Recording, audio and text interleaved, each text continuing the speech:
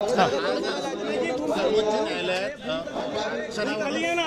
आरक्षणावर सुनावणी झाली आणि ती पुन्हा ढकलली गेली. काय वाटतं, कांदा तलवार आहे?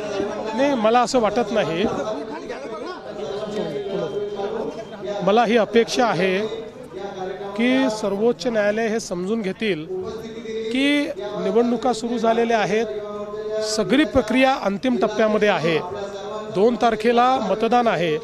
त्यामुळे या निवडणुका निर्विघ्नपणे पार पडण्याकरता जी काही विनंती आहे ती सर्वोच्च न्यायालय त्या ठिकाणी मान्य करेल.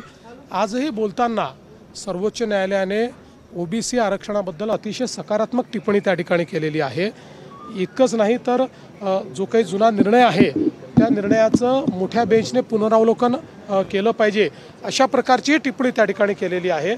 त्यामुळे मला आज तरी अशी अपेक्षा आहे की या निवडणुका निर्विघ्नपणे पार पडतील. पण अर्थातच शेवटी हा निर्णय सर्वोच्च न्यायालयाला घ्यायचा आहे, त्यामुळे त्या संदर्भात यापेक्षा जास्त आपण बोलू शकणार नाही. राज्य सरकारने यापूर्वी काय भूमिका घेतली होती आणि भविष्यात आता याबद्दल काय बदल? राज्य सरकारने प्रत्येक वेळी हीच भूमिका घेतलेली आहे की संपूर्ण ओबीसी आरक्षणासहितच निवडणुका झाल्या पाहिजेत.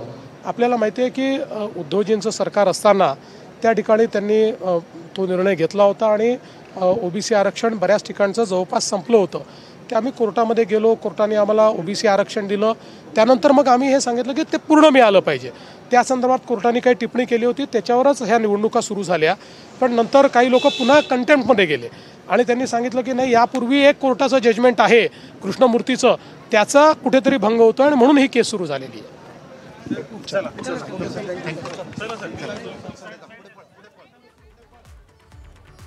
निवडणुका निर्विघ्नपणे पार पडतील अशी अपेक्षा मुख्यमंत्र्यांनी व्यक्त केलेली आहे आणि या संदर्भात त्यांनी भाष्य केले. एबीपी माझा, उघडा डोळे बघा नीट.